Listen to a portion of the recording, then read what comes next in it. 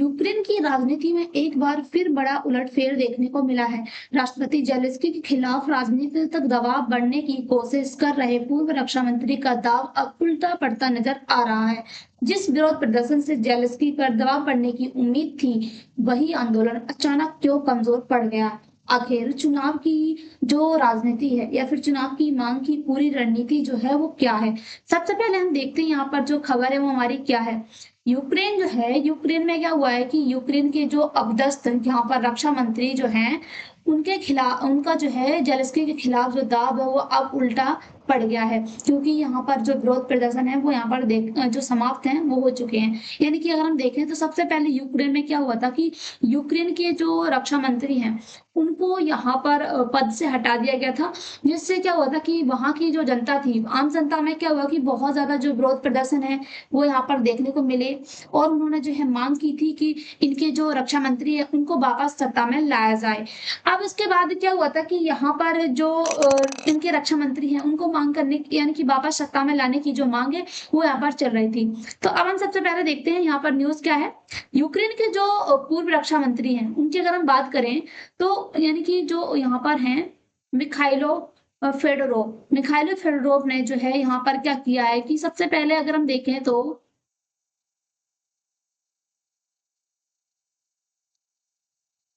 Mykhailo Fedorov ने जो है यहाँ पर राष्ट्रपति व्लादिमीर जेलेंस्की के खिलाफ जो है राजनीतिक दबाव बनाने की जो है कोशिश की थी। यानी कि जो यहाँ पर रक्षा मंत्री थे, रक्षा मंत्री ने जो है यहाँ के जो राष्ट्रपति थे, यहाँ पर अगर हम देखें तो जो यहाँ पर वोलोदिमीर हैं, उनके खिलाफ क्या हुआ कि यहाँ पर राजनीतिक दबाव जो है बनाने की कोशिश की थी और उनके यानी कि जैसे कि उनको रक्षा मंत्री की पद से जब हटाया गया था तो उनके ऊपर राजनीतिक दबाव बना था कि यहाँ पर उनको जो है सत्ता में दोबारा लाया जाए। उसके बाद क्या हुआ कि यहाँ पर जो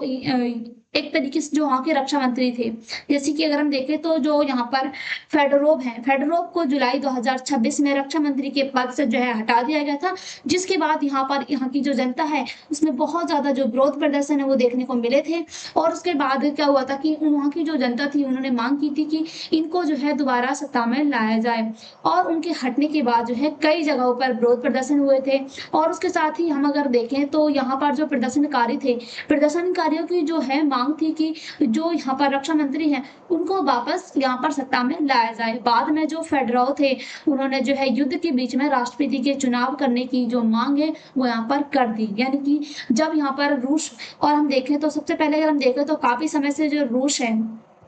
रूस और यूक्रेन का जो युद्ध है यहाँ पर काफी समय से चल रहा है। रूस और यूक्रेन का युद्ध जो है वो काफी समय से चल रहा है और इसी युद्ध के बीच में यहाँ पर जो फेडोरोव थे उन्होंने क्या किया कि जो राष्ट्रपति है, राष्ट्रपति चुनाव कराने की जो मांग है वो यहाँ पर कर दी। लेकिन जो यहाँ पर प्रदर्शनकारी थे, सबसे पहले अगर हम देखें तो जिन्होंने यहाँ पर जो प्रदर्शन कर रहे थे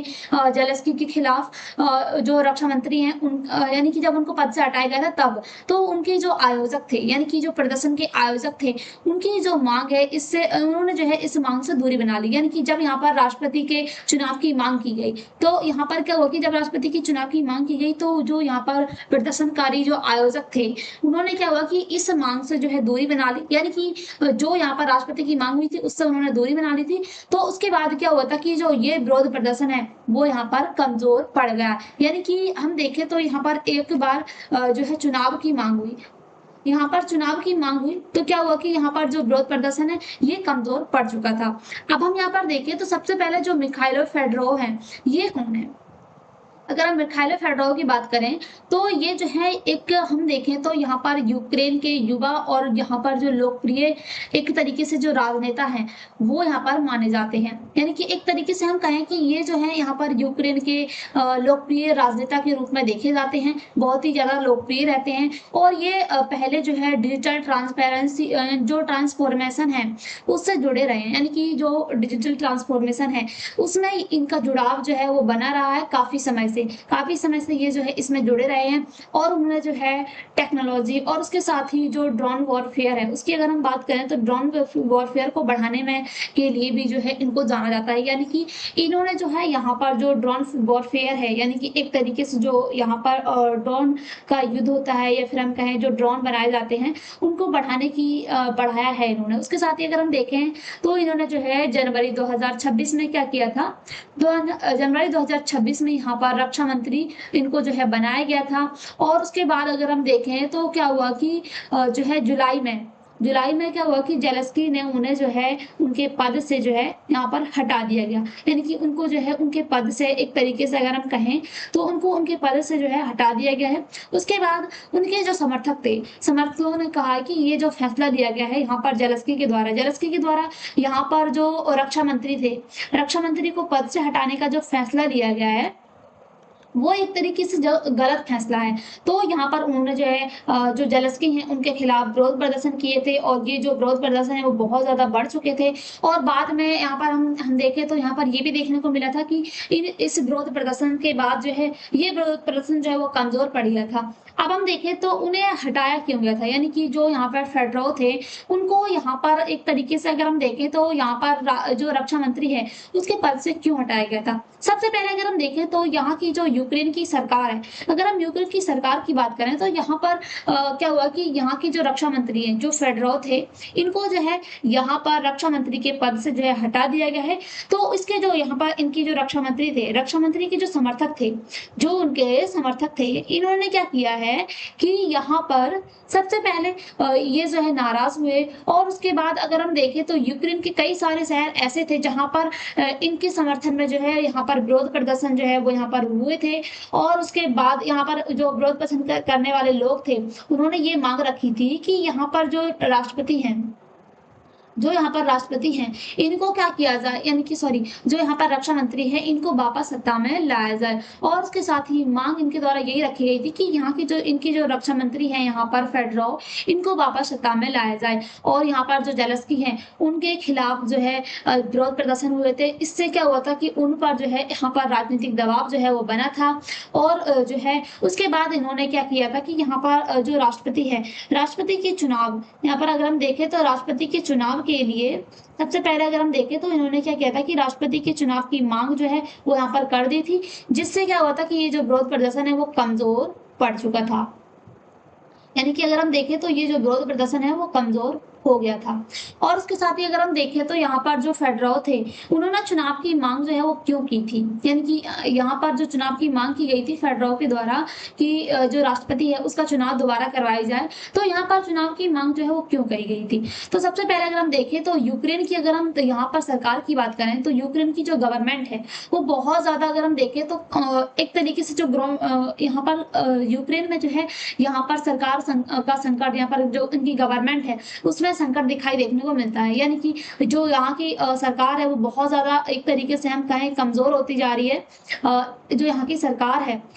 वो कमजोर होती जा रही है, कमजोर हो रही है। तो क्या हुआ कि यहाँ के जो रक्षा मंत्री थे तो जो कि फेडरल थे इन्होंने क्या किया कि यहाँ पर क्या हुआ कि जो राष्ट्रपति थे उनकी मांग जो है, यानी कि उनके चुनाव की मांग जो है दोबारा हो चुकी है। और उसके साथ ही इन्होंने कुछ मुद्दे भी रखे थे, यानी कि जो यहाँ पर राष्ट्रपति के चुनाव की मांग हुई थी तो वहां पर कुछ मुद्दे भी रखे गए थे। सबसे पहले अगर हम देखें तो यहाँ पर मुद्दा रखा गया था कि जो यहाँ पर लोकतांत्रिक प्रक्रिया है इसको जो है मजबूत किया जाए। यानी कि एक हम देखें तो यहाँ का जो लोकतंत्र है, यानी कि एक यहाँ की सरकार जो है वो कमजोर होती जा रही है, कमजोर हो रही है, तो यहाँ का जो लोकतंत्र है वो भी कमजोर होता जा रहा है। किसी भी देश की अगर देखो आप तो अगर सरकार कमजोर होगी तो क्या होगा कि वहाँ का जो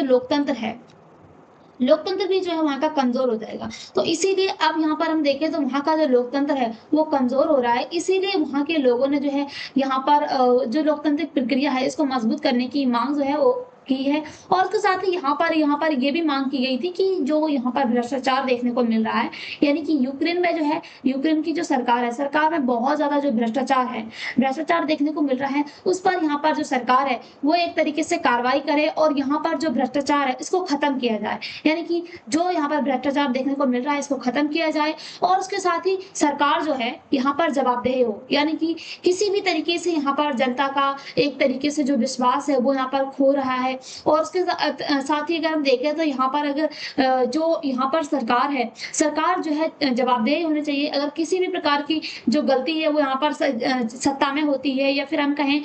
जो यहाँ पर जितनी भी वहाँ का सरकारी कार्य होता है, वहाँ पर किसी भी प्रकार की जो गलती है अगर वो पाई जाती है, अगर गलती पाई जाती है तो क्या होना चाहिए कि जो सरकार है उसका जवाब दे जनता को, और सरकार जो है वहाँ पर जवाबदेह होनी चाहिए। उसके साथ ही यहाँ पर ये भी कहा गया था कि जो राजनीतिक व्यवस्था जो है उसमें सुधार होना चाहिए, यानी कि यहाँ की जो गवर्नमेंट है वो बहुत ज्यादा कमजोर होती जा रही है, तो इसमें सुधार करना चाहिए। सुधार के साथ ही ये जो राजनीतिक व्यवस्था है वो बहुत ज्यादा मजबूत होनी चाहिए, ताकि हम देखें तो जो राजनीति में भ्रष्टाचार देखने को मिलता है वो भ्रष्टाचार जो है वो कम होना चाहिए, यानी कि एक तरीके से जो है उसको खत्म ही कर देना चाहिए।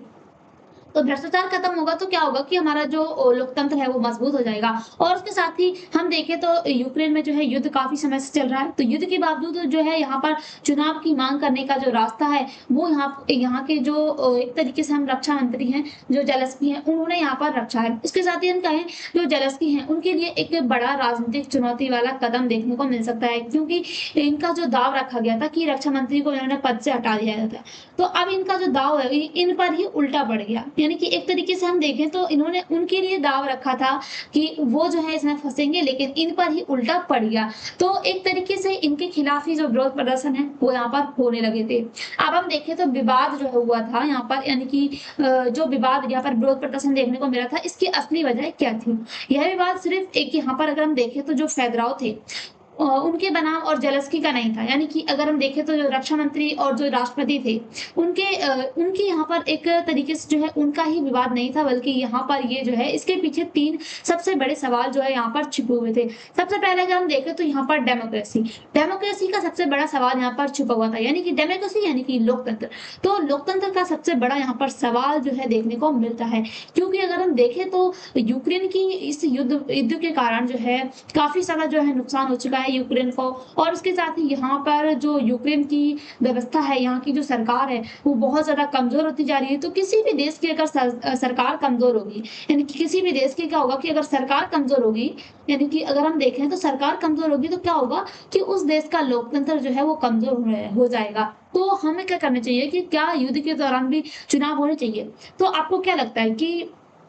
यहाँ पर अगर युद्ध हो रहा है, युद्ध के दौरान भी अगर चुनाव करवाए जाएंगे तो क्या वहां पर जो वहां का जो लोकतंत्र है वो बेहतर हो जाएगा, या फिर इसके साथ ही अगर हम कहें तो उसमें किसी भी प्रकार की प्रॉब्लम्स जो है वो देखने को नहीं मिलेगी यहाँ पर चुनाव में? और उसके साथ ही अगर हम देखें तो यहाँ पर सेकंड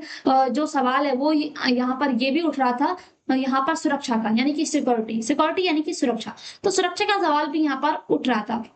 सुरक्षा की अगर हम बात करें तो यहाँ पर क्या चुनाव के कराने से जो है युद्ध के समय पे जो है देश की जो सुरक्षा है वो कमजोर हो सकती है? यानी कि अगर हम देखें तो पहले ही यहाँ पर जो युद्ध है वो चल रहा है, तो युद्ध के कारण पहले ही काफी ज्यादा जो यहाँ पर जो यूक्रेन है इसको नुकसान हो चुका है। और उसके साथ ही अगर हम यहाँ पर देखें तो यूक्रेन को नुकसान हो चुका है, और उसकी जो सुरक्षा व्यवस्था है वो बहुत ज्यादा कमजोर हो चुकी है, क्योंकि हम देखें तो युद्ध काफी समय से चल रहा है और अभी भी जो है युद्ध जारी है। तो इसी बीच क्या होगा कि वहां की जो सुरक्षा है वो कमजोर हो जाएगी। तो यहाँ पर अगर चुनाव होगा तो चुनाव के बीच में आपको नहीं लगता कि यहाँ पर जो सेना है वो चुनाव के कारण इसमें, या फिर हम कहें वहां की जो फोर्स है वो इसमें बिजी हो जाएगी? तो इससे क्या होगा कि यहाँ की जो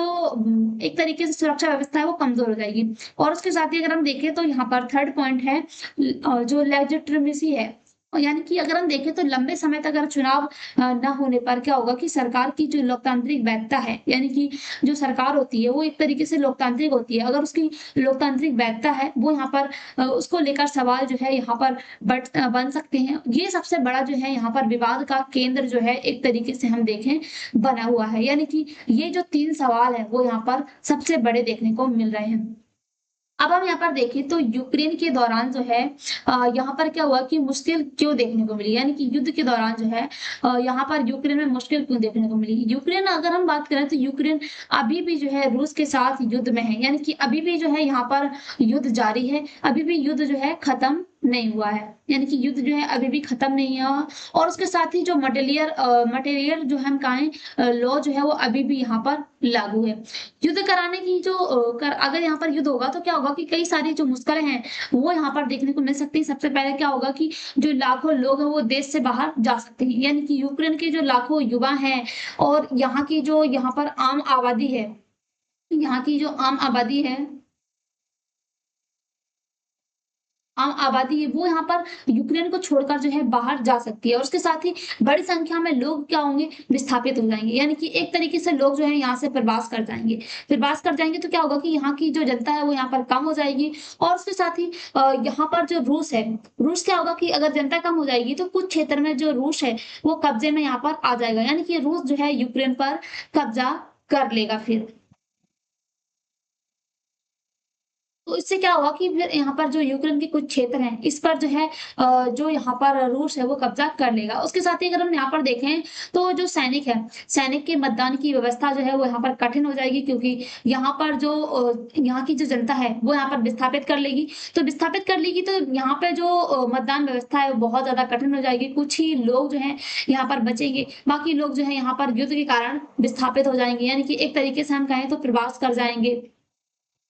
और उसके साथ ही हम देखें तो मिसाइल्स एंड ड्रोन हमलों के बीच में जो है यहाँ पर पोलिंग स्टेशंस की सुरक्षा चुनौती जो है वो यहाँ पर देखने को मिल सकती है। उसके साथ ही निष्पक्ष चुनाव कराने के लिए यहाँ पर सुरक्षित वातावरण जो है बनाना बहुत ज़्यादा ज़रूरी है। इसी कारण यूक्रेनी सरकार जो है युद्ध के दौरान जो है चुनाव कराने के विरोध में जो है वो यहाँ यानी कि यूक्रेन की जो सरकार है इसका जो है विरोध करती है। यानी कि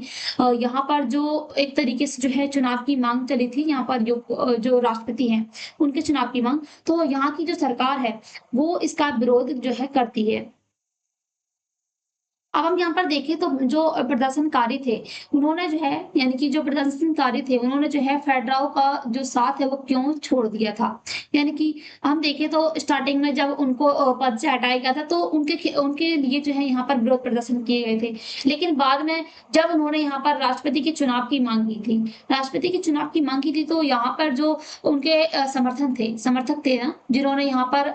एक तरीके से उनके लिए जो है यहाँ पर युद्ध एक तरीके से हम कहें जो प्रदर्शन है वो यहाँ पर किया था। तो ये जो है इस प्रदर्शन को यहाँ पर क्यों छोड़ दिए थे? यानी कि ये प्रदर्शन जो है वो कमज़ोर क्यों हो गया था? शुरुआत में ये जो मुद्दा था यहाँ पर बहुत बड़ा बना था कि यहाँ पर जो रक्षा मंत्री है जिनको यहाँ पर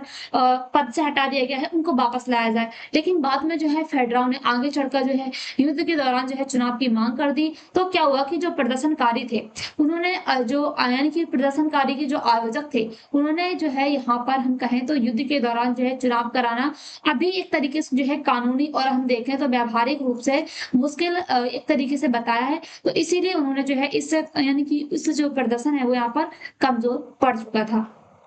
अब हम देखें तो इसलिए उन्होंने जो है फेडरल की जो चुनाव की मांग थी उससे दूरी बना ली थी। नतीजा क्या हुआ कि जो विरोध प्रदर्शन हो रहा था उनके लिए वो यहाँ पर कमजोर पड़ गया था। और उसके बाद अगर हम देखें तो जेलेंस्की के लिए जो इससे क्या हुआ था कि जेलेंस्की को क्या फायदा हुआ था, यानी कि जो यहाँ पर विरोध प्रदर्शन है वो यहाँ पर कमजोर हो चुका था। तो इससे जेलेंस्की को क्या फायदा हुआ? इस घटनाक्रम से अगर हम बात करें तो जेलेंस्की को राजनीतिक फायदा यहाँ पर मिला था। यानी कि जो कि यहाँ पर जेलेंस्की के खिलाफ विरोध प्रदर्शन हो रहे थे, अब वो विरोध जो है वो यहाँ पर कमजोर हो चुका था। और यहाँ पर जो यहाँ पर फेदराव का समर्थक थे जिन्होंने यहाँ पर व्यापक रूप से आंदोलन किया था, अब वो आंदोलन जो है यहाँ पर एक एंटी जेलेंस्की आंदोलन नहीं बन पाया। यानी कि जेलेंस्की के खिलाफ जो है बहुत बड़ा आंदोलन जो है वो नहीं बन पाया था। और यहाँ पर जो प्रदर्शनकारी थे उन्होंने चुनाव के मुद्दे के कारण एकता नहीं रखी। इस यहाँ पर एक तरीके से अगर हम कहें कि इस युद्ध में यानी कि यहाँ पर हम देखें तो इस जो है इस चुनाव के कारण इन्होंने क्या किया था कि अपना जो प्रदर्शन कर रहे थे उससे ही जो है पीछे हट गए थे और जो यहाँ पर प्रदर्शन है वो कमजोर हो चुका था। और उसके साथ ही जो फेदराव थे उनको राजनीतिक जो रणनीति है उसमें एक बहुत बड़ा झटका लगा था और सरकार ने फिर क्या हुआ कि नया रक्षा मंत्री नियुक्त जो है वो यहाँ पर कर लिया था। यानी कि फिर बाद में जो है यहाँ पर जो फेदराव थे, फेदराव को रक्षा मंत्री यहाँ पर नहीं चुना गया था। यानी कि यहाँ पर फिर बाद में जो है फेदराव फेदराव को रक्षा मंत्री नहीं चुना गया था और बाद में जो नए यहाँ पर रक्षा मंत्री है उनको चुन लिया गया था। इसीलिए अब हम देखें तो जो फेदराव थे उन्होंने जो दाव रखा था जेलेंस्की के खिलाफ वो दाव उन पर ही उल्टा पड़ चुका था। अब हम यहाँ पर देखें तो क्या जेलेंस्की जो है पूरी तरीके से उनकी स्थिति जो है यानी कि उनकी पूरी तरीके से जो है उनकी स्थिति जो है मजबूत हो गई थी? नहीं। तो हम बात करें तो यहाँ पर जेलेंस्की के सामने अभी भी कई सारी चुनौतियां देखने को मिल रही थी। सबसे पहले अगर हम चुनौती की बात करें तो यहाँ पर जो भ्रष्टाचार है यानी कि सरकार से जुड़े जो लोग थे उनमें जो है भ्रष्टाचार के आरोप और राजनीतिक दबाव जो है बनाते रहते थे। और उसके साथ ही अगर हम रूस की यूक्रेन की यानी कि युद्ध की बात करें तो युद्ध में जो है रूस के साथ जो है युद्ध अभी भी जो है जारी है, जिससे यहाँ पर यूक्रेन को काफी ज्यादा एक तरीके से हम कहें तो हानि हो रही है। इसके साथ ही अगर हम सेना की बात करें तो सेना में सैन्य नेतृत्व और रक्षा व्यवस्था में जो है बदलाव एक बहुत बड़ा संवेदनशील मुद्दा जो है बना हुआ है। और यहाँ पर सबसे बड़ा मुद्दा जो है वो यहाँ पर लोकतंत्र का रहता है, क्योंकि लोकतांत्रिक सरकार में जो है लोकतंत्र जो है मजबूत होना बहुत ज्यादा जरूरी होता है। चुनाव न होने से क्या होगा कि डेमोक्रेटिक अकाउंटेबिलिटी जो है उस पर सवाल उठ सकते हैं, यानी कि यहाँ पर एक तरीके से जो है निष्पक्षता जो है यहाँ पर चुनाव की जो निष्पक्षता है निष्पक्षता पे जो है यहाँ पर सवाल जो है वो यहाँ पर उठ सकते हैं। और हाल ही में एक जो है वरिष्ठ जो सरकारी अधिकारी थे, जैसे कि अगर हम कहें तो मनी लॉन्ड्रिंग इन्वेस्टिगेशन में जो है सरकार पर दबाव बढ़ाया गया है। हालांकि हम बात करें तो यहाँ पर जो संबंधित अधिकारी थे उस संबंधित अधिकारी खुद पर उस आरोप यानी कि उस मामले जो है खुद आरोपी नहीं थे। अब हम देखें तो यहाँ पर जो रूस है, रूस ने इस विवाद को कैसे जो है इस्तेमाल किया, यानी कि जो यहाँ पर विरोध प्रदर्शन हुआ है इसको लेकर यहाँ पर जो रूस ने इसको कैसे इस्तेमाल किया है। सबसे पहले अगर हम ये देखें तो अगर हम देखें तो यहाँ पर रूस का जो विवाद है वो यूक्रेन के अंदर जो है राजनीतिक विभाजन और यहाँ पर प्रमाण के रूप में पेश किया गया है। और उसके साथ ही अगर हम देखें तो यहाँ पर क्रेमाइन का कहना है, क्रेमाइन एक व्यक्ति थे, इनका कहना है कि चुनाव न होने से क्या होगा कि जेलेंस्की की लेजिटिमेसी और पर सवाल जो है यहाँ पर उठ सकते हैं। लेकिन क्या होगा कि रूस का जो है यह बयान एक तरीके से अगर हम बात करें तो जियोपॉलिटिक्स एक तरीके से अगर हम बात करें तो यहाँ पर जियोपॉलिटिक्स जो है उससे जुड़ा एक महत्वपूर्ण मुद्दा जो है हम यहाँ पर देखने को मिल सकता है, यानी कि जियोपॉलिटिक्स जो है इसके हित के लिए यहाँ पर इसको देखने को मिल सकता है। इसीलिए अगर हम कहें तो यूक्रेन की जो राजनीति है, यूक्रेन की राजनीति का जो स्थिति है वो यहाँ पर स्वतंत्र और निष्पक्ष प्रमाण नहीं माना जाना चाहिए। अब हम देखें तो फेदराव का जो राजनीतिक भविष्य है वो क्या है। सबसे पहले अगर हम देखें तो यहाँ पर दो विकल्प के तौर पर देखने को मिल सकता है हमको इनकी जो यहाँ पर राजनीतिक भविष्य की बात करें तो सबसे पहले अगर हम राजनीतिक भविष्य देखें तो इनका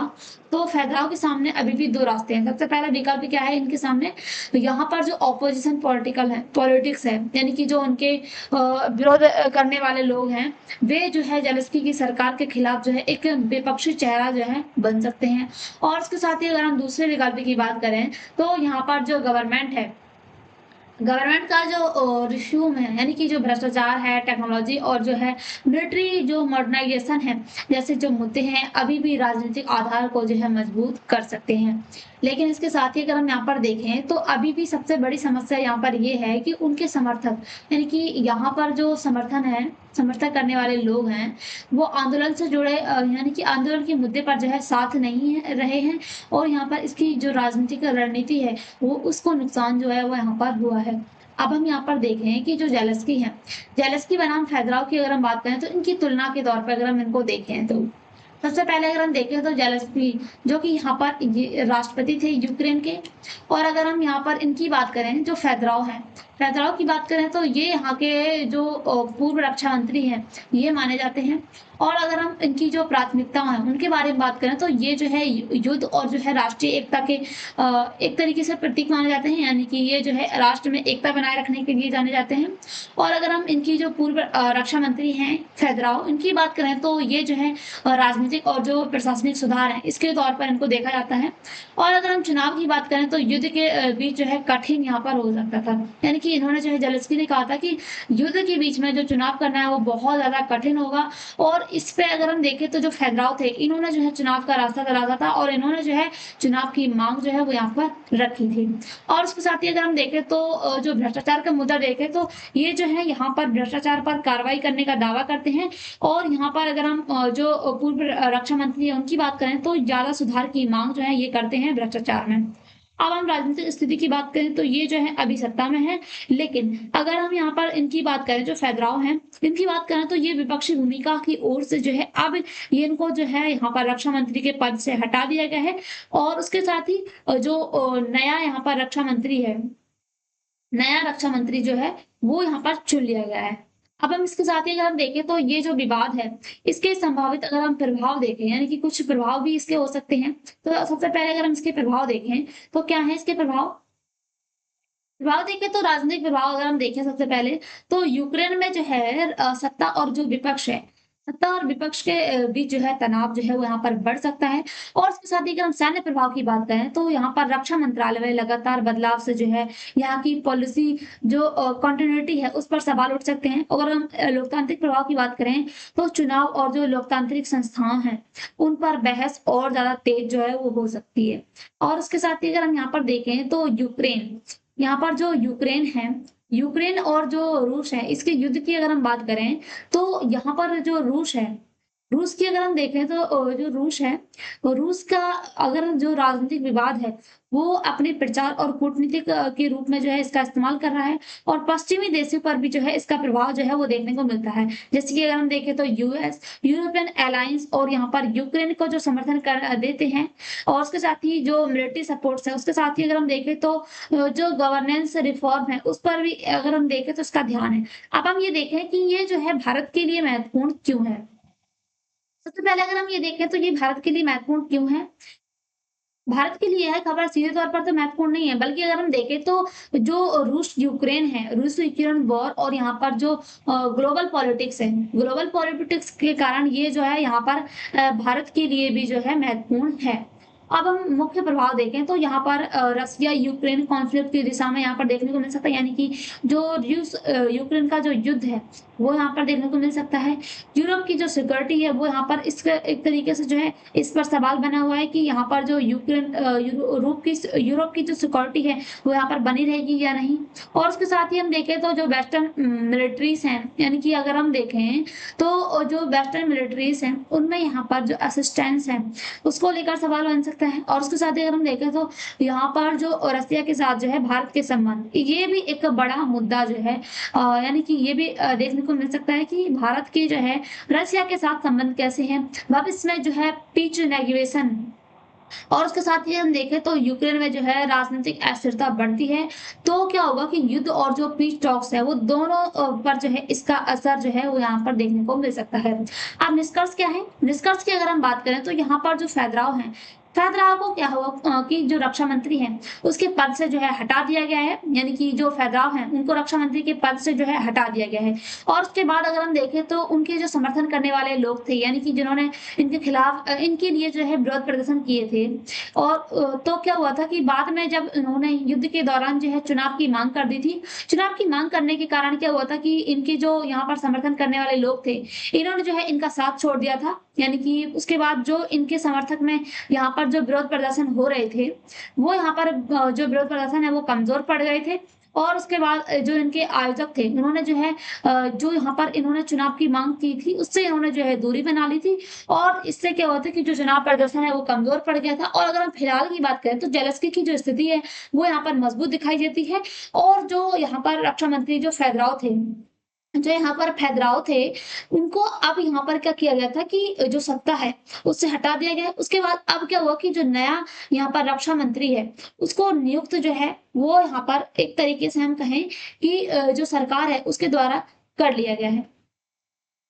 जो यहाँ पर उनकी नियुक्ति है नए रक्षा मंत्री है उनकी कर ली गई है। तो आपको क्या लगता है कि ये जो यहाँ पर नए रक्षा मंत्री की नियुक्ति की गई है, तो क्या ये यहाँ पर जो नए रक्षा मंत्री की नियुक्ति की गई है, ये सही है कि जो यहाँ पर ज़ेलेंस्की ने यहाँ पर जो यहाँ पर फेदराव थे, फेदराव ने जो कि यहाँ पर चुनाव के यानी कि एक तरीके से हम कहें तो युद्ध के बीच में जो है इन्होंने चुनाव की माँग की थी। चुनाव की माँग की तो क्या हुआ कि इनको जो है